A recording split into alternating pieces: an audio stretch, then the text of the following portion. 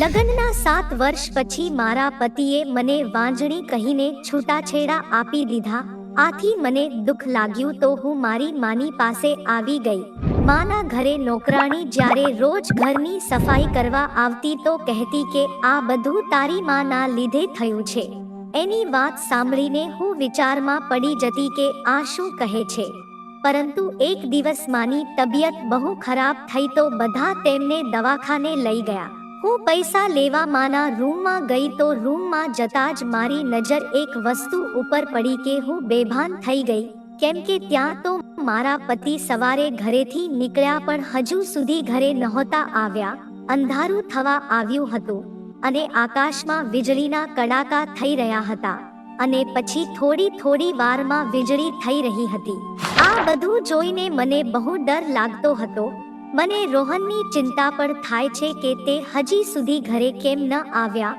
મોડી રાત થઈ ગઈ. પછી રોહન ઘરે આવ્યા તો તેમને જોઈને મારા દિલમાં રાહત થઈ હતી. બીકના કારણે મારી આંખોમાંથી આંસુ આવી ગયા હતા. રોહને મને રોતા જોઈ લીધી તો પૂછવા લાગ્યા તું શા માટે રડે છે. રોહનના સવાલ ઉપર મને બહુ ગુસ્સો આવ્યો હતો. મેં કહ્યું આટલી મોડી રાત થઈ ગઈ. મને તમારી બહુ ચિંતા થતી હતી અને ઉપરથી આ વરસાદ અને વીજળીના કડાકા સાથે મારું દિલ પણ મૂંઝાતું હતું. રોહને મારો હાથ પકડી લીધો અને કહ્યું તું આટલી બધી ચિંતા શા માટે કરે છે. મેં કહ્યું રોહન હું તમને બહુ પ્રેમ કરું છું. રોહને મારો હાથ પકડીને કહ્યું મને તો તારાથી નફરત થઈ ગઈ છે. તે લગ્નના 7 વર્ષમાં મને આપ્યું જ છે શું. મને બાળકની ઈચ્છા તો મને અંદરને અંદર ખાઈ રહી છે. પરંતુ આપણા લગ્નને કેટલા વર્ષ થઈ ગયા છે. તું મને એક બાળક પણ આપી નથી શકી. લગ્નના આટલા વર્ષો સુધી મેં આ વિશે ક્યારેય તારી સાથે વાત નથી કરી કે જેથી તને દુઃખ લાગે. પણ હવે બહુ થયું. ક્યાં સુધી હું બાળક વગરનો રહીશ. એટલા માટે ન ઈચ્છવા છતાં પણ હું તને છૂટાછેડા આપવા માંગુ છું. જો તારી ઈચ્છા હોય તો તું તારી માના ઘરે જઈ શકે છે. હું ત્યાં છૂટાછેડાના પેપર મોકલાવી દઈશ. રોહનની વાતો સાંભળીને હું સાવ ચોંકી ગઈ હતી કે અચાનક રોહનને શું થઈ ગયું છે. મારી આંખો આંસુઓથી ભરાઈ ગઈ હતી. મને રોહને એવા ગુનાની સજા સંભળાવી હતી કે જેમાં મારો કોઈ વાંક ન હતો. હું આખી રાત રડતી હતી અને જ્યારે સવાર થઈ તો કોઈને કાંઈ કીધા વગર હું મારા પિયરમાં જવા નીકળી ગઈ. પિયરમાં જતા જતા હું વિચારી રહી હતી કે જો મારી માને ખબર પડશે કે મારા પતિ એ મને છોડી દીધી છે તો એની ઉપર શું વીતશે. આ બધું વિચારતા હું મારા પિયરમાં પહોંચી ગઈ હતી. સવારનો સમય હતો. મેં જોયું તો પપ્પા પેપર વાંચી રહ્યા હતા. મને જોઈને જે મારી પાસે આવ્યા અને મને પૂછવા લાગ્યા કે શું થયું છે બેટા. તું આટલી વહેલી સવારે કેમ બધું બરાબર તો છે ને. મેં કહ્યું ના પપ્પા કશું બરાબર નથી. રોહન એ મને છોડી દીધી છે. એ મારી સાથે છૂટાછેડા લેવા માંગે છે. મારી વાત સાંભળીને મારા પપ્પા ત્યાં જ પડી ગયા. માં રસોડામાં હતી. પપ્પાનો પડવાનો અવાજ સાંભળીને દોડતા તે બહાર આવી. અમે જલ્દીથી એમને દવાખાને લઈ ગયા. ડોક્ટરે જણાવ્યું કે તમારા પિતાને હાર્ટ એટેકનો હુમલો આવ્યો છે. ડોક્ટરે અમુક દવાઓ આપી અને કહ્યું આમનું ખૂબ જ ધ્યાન રાખવું પડશે. ઘરે આવ્યા પછી હું ખૂબ જ દુઃખી હતી કે મારા લીધે પપ્પાની તબિયત ખરાબ થઈ ગઈ. માં એ મારા ચહેરાને વાંચી લીધો હતો. તેમણે મારો હાથ પકડીને કહ્યું કે મનીષા આ બધું ઉપરવાળાના હાથમાં છે. તું ચિંતા ના કર. આમાં તારો કોઈ વાંક નથી. તું તો પહેલેથી જ આટલી મોટી સજામાંથી પસાર થઈ રહી છે. માએ સાંત્વના આપતા મને બહુ જ સમજાવી હતી. તે દિવસથી મેં અને માએ પપ્પાની સેવામાં જ બધો સમય પસાર કરી દીધો હતો. પણ હું જ્યારે એકલી હતી ત્યારે મને બહુ રડાઈ જતું હતું કે મારી સાથે આ બધું શું થઈ ગયું છે. હું માનું છું કે હું વાંજણી હતી પણ તેમણે એકવાર પણ મને આના વિશે બેસીને મારી સાથે વાત કરી નથી. મારા દિવસો એમ જ વીતી રહ્યા હતા. એક દિવસ હું મારા રૂમમાં બેસી હતી ત્યારે અમારા ઘરની નોકરાણી મારા રૂમની સફાઈ કરવા આવી. હું તે વખતે રોઈ રહી હતી. તે મને રડતી જોઈને કહેવા લાગી કે દીદી, એક વાત કહું? મેં કહ્યું કે હા બોલને, શું વાત છે? તેને કહ્યું, દીદી, તેઓ કેવી રીતે લોકોને બરબાદ થતા જોઈને ખુશ થાય છે? મેં ગભરાઈને પૂછ્યું, શું મતલબ છે તારો કહેવાનો? એના પછી તેણે જે કહ્યું તે વાત સાંભળીને હું ચોંકી જ ગઈ. તેણે કહ્યું કે દીદી, તમારી આ હાલતની જવાબદાર તમારી માં જ છે. તે તમને આ હાલતમાં જોઈને બહુ ખુશ થતી હશે. એની વાત ઉપર હું જલ્દીથી પલંગમાંથી નીચે ઉતરીને બેસી ગઈ. મેં ગભરાઈને કહ્યું, તું આ શું બોલે છે? તેને કહ્યું કે હું જે કંઈ પણ બોલું છું તે એકદમ સાચું છે. ત્યાં અચાનક મારી માં રૂમમાં આવી ગઈ અને તે નોકરાણીને ગુસ્સામાં જોવા લાગી અને બોલી, બાકીનું કામ કોણ કરશે? ઊભી થઈને જા અને કામ કરવા લાગી જા. નોકરાણીના ગયા પછી મારી માં એ કીધું કે મનીષા, નીલમ સાથે તારે વધારે વાતો ના કરવી. તે બહુ ખરાબ અને નકામી છોકરી છે. એ લોકોના ઘરે અધૂરી વાતો સંભળાવીને આજુબાજુમાં વાતો ફેલાવે છે. મેં કહ્યું, માં, નીલમનો સ્વભાવ તો એવો નથી લાગતો. ખબર નહીં મારી માને નીલમની કઈ વાતો ખોટી લાગી રહી હતી. એમણે કહ્યું, તું એનો સ્વભાવ ન જો. સ્વભાવથી તો રોહન પણ સારો જ લાગતો હતો. યાદ છે તું રોહનના પ્રેમમાં કેવી રીતે પાગલ હતી કે મારી અને તારા પપ્પાની પણ વાત તે નો સાંભળી અને અમારા સમજાવ્યા પછી પણ તે તેની સાથે લગ્ન કરવા માટે અમને મનાવી જ લીધા. અને હવે જો એને તારી સાથે શું કર્યું છે? તારા પ્રેમનું એને માન રાખ્યું નથી. બાળક તો ઘણા લોકોને નથી હોતું, તો શું તે લોકો પોતાની પત્નીને છોડી દે છે? મારી માની વાત સાંભળીને હું તો એકદમ ધ્રુજી ગઈ હતી. પછી તે જોરથી દરવાજો બંધ કરીને બહાર જતી રહી. માએ મને મારા પહેલાના દિવસો યાદ કરાવી દીધા હતા, જેને હું ક્યારેય યાદ કરવા નહોતી માંગતી. મને તે જમાનો યાદ આવી રહ્યો હતો જ્યારે મને રોહન સાથે પ્રેમ થયો હતો અને હું રોહન એક જ કોલેજમાં ભણતા હતા. એક દિવસ અચાનક ખૂબ જ વધારે વરસાદ પડી રહ્યો હતો અને પછી વાદળો ગરજવા લાગ્યા હતા. તો હું બહુ જ વધારે ડરી ગઈ હતી. કોલેજમાં બધા મારી મજાક ઉડાડવા લાગ્યા. ત્યારે આગળ વધીને રોહને મારો સાથ આપ્યો હતો. તે મારી સાથે મારા ક્લાસમાં ભણતો હતો. તેને કહ્યું કે મારી નાની બહેન બિલકુલ તારી જેમ જ આ વાદળના ગરજવાથી ડરે છે. રોહને એ દિવસે મારું બહુ ધ્યાન રાખ્યું હતું અને હું તેના આ વર્તનથી બહુ ખુશ થઈ ગઈ હતી કે કોઈ તો છે કે જે મને સમજી શકે છે. નકર બધા તો મારી મજાક જ ઉડાડતા હતા.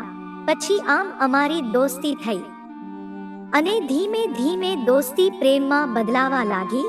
તે દિવસથી રોહન મારો ખૂબ જ ખ્યાલ રાખવા લાગ્યો અને આમ જ સાથે ભણતા ભણતા અમારો અભ્યાસ પૂરો થયો. અભ્યાસ પૂરો થયો પછી મારા ઘરમાં મારા સંબંધની વાત થવા લાગી. પછી એક દૂરના સંબંધથીના ઘરે મારા પપ્પાએ મારા લગ્ન નક્કી પણ કરી લીધા હતા. પપ્પાનો ફેસલો સાંભળીને મારું દિલ ગભરાવા લાગ્યું અને મેં તરત જ રોહનને ફોન કરી દીધો અને મેં તેને કીધું કે પપ્પાએ મારા લગ્ન બીજે ક્યાંક નક્કી કરી દીધા છે, પરંતુ મારું હૃદય બહુ જ ગભરાઈ રહ્યું છે. મારી આ વાર્તા ઉપર રોહન હસી પડ્યો અને કહેવા લાગ્યો કે કેમ તું મને પ્રેમ કરે છે? આટલા માટે તને કંઈ સમજમાં નથી આવતું, પરંતુ આ વાત તું કહી નથી શકતી. રોહને આ બધું કહેતા કહેતા મને પ્રપોઝ કરી દીધું હતું. આ સાંભળીને હું ખુશીથી નાચવા લાગી અને જલ્દીથી ફોન રાખીને બહાર નીકળી ગઈ અને મારી માને શોધવા લાગી. જોયું મારા માં તો મારા રૂમમાં બેઠેલી હતી. હું જલ્દીથી તેની પાસે ગઈ અને કહ્યું, માં, રોહને મને પ્રપોઝ કરી દીધું છે, એટલા માટે તમે લોકો એ જે મારો સંબંધ નથી કર્યો છે હું ત્યાં નહીં પણ રોહન સાથે લગ્ન કરીશ કે જે મારી સાથે જ ભણે છે. મારી આ વાત ઉપર મારી માં એ મને એક લાફો મારી દીધો હતો અને કહ્યું કે તો તું પોતાના બાપની મરજીની વિરુદ્ધ જઈશ. આવું ભૂલથી પણ ના વિચારતી. માનું આ વર્તન જોઈને હું બહુ દુખી થઈ ગઈ હતી, કારણ કે તેમણે આજ સુધી મારી ઉપર ક્યારેય હાથ નહોતો ઉપાડ્યો. હું રડતા રડતા મારા રૂમમાં જતી રહી હતી. અને પોતાને રૂમમાં બંધ કરી લીધી. રાતે જ્યારે પપ્પા ઘરે આવ્યા તો તે મને પૂછવા લાગ્યા કે તે પોતાને બંધ કરીને શા માટે રાખી છે.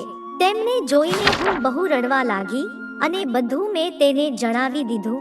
પપ્પાએ કહ્યું કે બેટા, મેં સામેવાળા લોકોને લગ્નની હા પાડી દીધી છે. આથી હવે હું તારા લગ્ન ત્યાં જ કરીશ.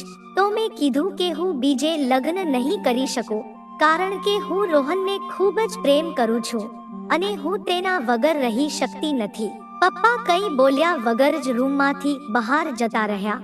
મેં ઘણું સમજાવ્યા પછી બધા આ લગ્ન માટે માની ગયા હતા અને થોડા દિવસો પછી મારા અને રોહનના લગ્ન થઈ ગયા હતા અને હું રોહનની દુલ્હન બનીને એના ઘરે જતી રહી હતી. એ પછી તો મારી જિંદગીમાં ખુશીઓ જ આવી ગઈ હતી. રોહન અને એનો આખો પરિવાર મને ખૂબ જ પ્રેમ કરતો હતો. તે લોકો ખૂબ જ સારા હતા. અમારી જિંદગી એમ જ હવે વીતી રહી હતી. પણ લગ્નના 3 વર્ષ પછી પણ જ્યારે મને કોઈ બાળક ના થયું તો એક દિવસ મારા સાસુ મારી પાસે આવ્યા અને મને કહેવા લાગ્યા કે બેટા, હું ઈચ્છું છું કે આપણા ઘરમાં હવે બાળકોનો કિલકિલાટ શરૂ થઈ જાય, પણ તારા લગ્નને કેટલા વર્ષ થઈ ગયા છે. મને હજી આ વસ્તુની ખુશી નથી આપી. હું તો એમ કહું છું કે તું અને રોહન બંને ડોક્ટર પાસે જઈને તમારું ચેકઅપ કરાવી લો. તે મને લાખ સમજાવ્યા પછી પણ હું ડોક્ટરની પાસે ના ગઈ. મને થયું આજે નહીં તો કાલે મને બાળક થઈ જ જશે. ડોક્ટરની પાસે એમાં શું જવાનું. પછી અમારા લગ્નના ધીમે ધીમે 7 વર્ષ વીતી ગયા હતા, પરંતુ હું માં બની શકી ન હતી. સંતાનની કમી મને અંદર ને અંદર ખાઈ રહી હતી. હવે મોટામાં મોટી ખુશીઓ મારા માટે એક અધૂરી હતી. એક દિવસે મારા સાસુએ રોહનને બીજા લગ્ન માટે સમજાવતા કહ્યું કે તેમણે મર્યા પહેલા પોતાના પૌત્ર અને પૌત્રીને જોવા માંગે છે.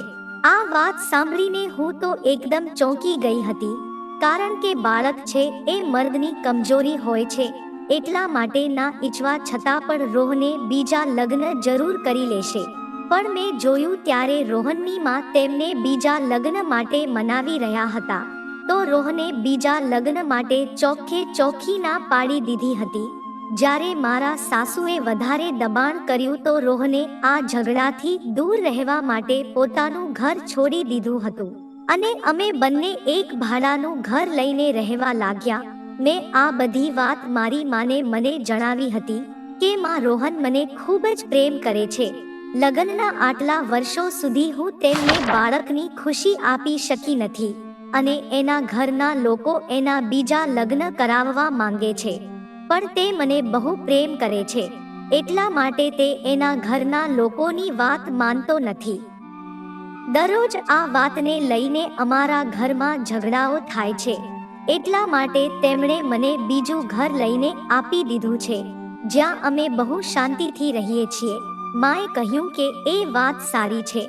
તારી પસંદ બહુ જ સારી છે. તે પોતાની માટે ખૂબ જ સમજી વિચારીને ફેસલો લીધો છે. માની વાત ઉપર હું હસી પડી હતી. અમારી જિંદગી બહુ જ શાંતિથી ચાલી રહી હતી. અમારી બંને વચ્ચે ક્યારેય કોઈ વાતને લઈને લડાઈ ઝઘડા થતા જ ન હતા. અમને પતિ પત્નીને જોઈને લાગતું હતું કે અમે બંને એકબીજા માટે જ બન્યા છીએ.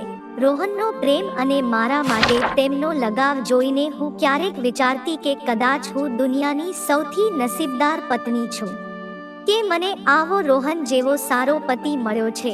પણ અચાનક જ રોહનના સ્વભાવમાં બદલાવ આવવા લાગ્યો અને તેમનું આ વર્તન જોઈને હું બહુ ચિંતામાં આવી ગઈ હતી અને આખરે તેમણે મને બાળકોનો ટોન્ટ મારવાનું શરૂ કરી દીધું હતું અને મને એક દિવસ મારીને ઘરમાંથી જ કાઢી અને મને છૂટાછેડા આપી દીધા. આ દિવસો મને યાદ આવી રહ્યા હતા. હું રૂમમાંથી બહાર નીકળી અને હાથ મોઢું ધોઈને સોફા ઉપર આવીને બેસી ગઈ હતી. હવે હું પહેલા જેવી મનીષા નહોતી, જે નાની નાની વાતોમાં માથે ચડી જતી હતી. હવે તો હું છૂટાછેડા જેવો બોજ પણ સહન કરીને બેઠી હતી. મારો ઉદાસ ચહેરો જોઈને માએ મારી બાજુ ખૂબ જ ચિંતાની નજરથી જોયો. પછી તેમણે મારા માટે ખાવાનું મૂક્યું અને અમે બધાએ મળીને ખાવાનું ખાધું. આગલા દિવસે ફરી અમારા ઘરને નોકરાણી આવી તો મને એકલી જોઈને તેને એ જ વાત ફરીથી રિપીટ કરી હતી, પરંતુ આજની વાત એની ખૂબ જ સખત હતી. તેને કહ્યું, તારી મમ્મી માં નથી, પરંતુ તે એક પ્રકારની ચુડેલ છે, જેમણે તમારી સાથે આ બધું કર્યું અને તમે બાળક વગરના રહી ગયા અને તમારા પતિએ તમને છૂટાછેડા પણ આપી દીધા. હજુ હું તેને કાંઈ પૂછું એ પહેલા જ માં રૂમમાં આવી ગઈ અને નીલમને કહેવા લાગી કે ચાલ, વધારે કપડાં થઈ ગયા છે, તું કપડાં ધોઈ લે. પણ એ દિવસે હું નીલમની વાત સાંભળીને મૂંઝવણમાં હતી કે આખરે આ બધું શું ચાલી રહ્યું છે. નીલમ દર વખતે મારી માને દોષી બોલી રહી હતી, પણ આવું કઈ રીતે થઈ શકે? મારી માં મારી સાથે આવું કઈ રીતે કરી શકે? મારી માને મારી ખુશીથી કેમ બળતરા થતી હશે? તે તો મને ખુશ જોવા માંગે છે. પણ મારા મગજમાં બહુ જ સવાલો આવી ગયા હતા કે જો મારી માં એ મારી સાથે આ બધું નથી કર્યું તો નીલમને મારા રૂમમાં કેમ નથી આવવા દેતી? જરૂર નીલમની પાસે મારી માનું કંઈક ઊંડું રહસ્ય હતું. મેં વિચારી લીધું હતું કે હું મારી માનું આ રહસ્ય જાણીને જ રહીશ, પણ તેના પહેલા કુદરતને બીજું કંઈક મંજૂર હતું. સવારે સૂઈને જ્યારે હું રૂમની બહાર નીકળી તો મને ખબર પડી કે માની તબિયત બહુ જ વધારે ખરાબ છે. તે નીચે પડીને સૂઈ ગઈ હતી. હું તેની પાસે ગઈ તો તેને પૂછ્યું કે શું થયું માં? તારી તબિયત તો ઠીક છે ને? મારા દિલ ઉપર બહુ જ બોજો છે એવું લાગી રહ્યું છે. કાંઈ ખરાબ થવાનું છે? હજુ માં આજ કહેતી હતી કે ત્યાં અચાનક જ તે બેભાન થઈ ગઈ. હું જલ્દીથી તેને દવાખાને લઈને ગઈ. ડોક્ટરે કહ્યું કે આમને હાર્ટ અટેકનો આવ્યો છે, આમના વાલ બંધ થઈ ગયા છે, એમનું જલ્દીથી ઓપરેશન કરવું પડશે. મેં ઓપરેશન ફોર્મ જલ્દીથી ભરી દીધું. મને હવે પૈસાની જરૂર હતી, એટલા માટે હું પૈસા લેવા ઘરે આવી. હું જલ્દીથી મારી માના રૂમના ગઈ અને તેમની તિજોરી ખોલી તો તેમની તિજોરીમાં પૈસા પડ્યા હતા અને સાથે એક ડાયરી પણ હતી. મને યાદ આવ્યું કે મારી માં એક ડાયરી લખતી હતી, પરંતુ જેવી હું તેની પાસે જતી તો તે ડાયરી સંતાડી દેતી.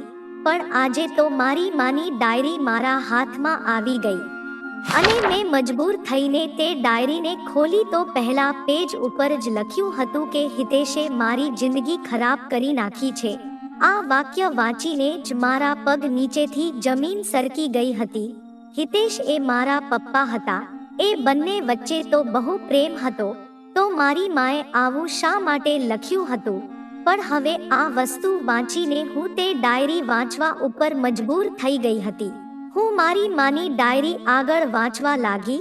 હું જેમ જેમ વાંચતી હતી તેમ તેમ મારા દિલના ધબકારા વધતા હતા.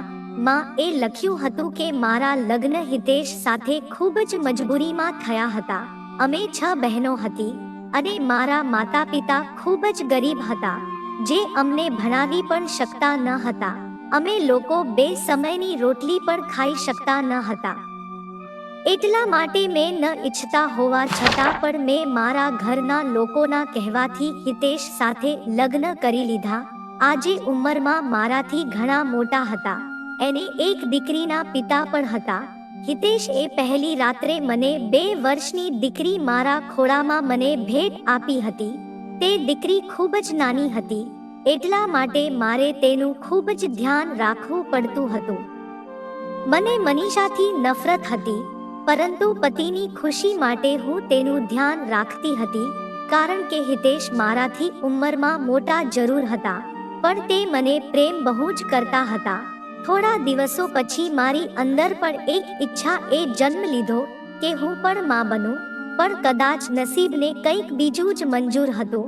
લગ્નના 10 વર્ષ પછી પણ જ્યારે હું માં ના બની તો મેં ડોક્ટરને બતાવ્યું તો ડોક્ટરે જણાવ્યું કે તું વાંજણી છે, તું ક્યારેય બાળકને પેદા કરી નહીં શકે. આ સાંભળીને તો હું જોર જોરથી રડવા લાગી. મારી જિંદગી એકદમ ઉજ્જળ નજર આવી રહી હતી. પરંતુ હિતેશને જ્યારે આ વાત ખબર પડી તો તેમણે મને સમજાવતા કહ્યું કે તું ચિંતા શા માટે કરે છે? આપણી પાસે એક દીકરી તો છે અને આપણા માટે એ બધું જ છે. મને તારાથી કોઈ ફરિયાદ નથી. હિતેશની આ વાતે મારું દિલ જીતી લીધું હતું. પછી મેં મનીષાને દિલથી અપનાવી લીધી અને હું તેને સગી ઓલાદની જેમ વધારે પ્રેમ અને માન આપવા લાગી. દિવસો આમ જ વીતવા લાગ્યા. પછી મનીષા મોટી થઈ ગઈ અને અમે તેના લગ્ન વિશે વિચારવા લાગ્યા. પરંતુ એક દિવસ હિતેશનો એક મિત્ર અમારા ઘરે આવ્યો. હિતેશ અને તેનો મિત્ર બંને ગેસ્ટ રૂમમાં બેસીને વાત કરી રહ્યા હતા. હું ચાલીને હમણાં જ દરવાજા ઉપર જવાની હતી ત્યારે જ મારું નામ સાંભળીને હું રૂકી ગઈ. હિતેશનો મિત્ર કહી રહ્યો હતો કે ભાભી બહુ જ સારા છે. તેમણે તારી દીકરીને પોતાની સગી ઓલાદથી પણ વધારે પ્રેમ આપ્યો. તો પછી હિતેશે કહ્યું કે હા, આવું જ કંઈક છે. પરંતુ આ બધામાં મારા પોતાના મગજે પણ બહુ જ કામ કર્યું છે. આ વાત ઉપર તેમના મિત્રએ પૂછ્યું શું? તો હિતેશે કહ્યું કે મને પૂરો વિશ્વાસ હતો કે જો આરતીની પોતાની કોઈ ઓલાદ નથી તો તે મનીષાને માનો પ્રેમ નહીં આપી શકે.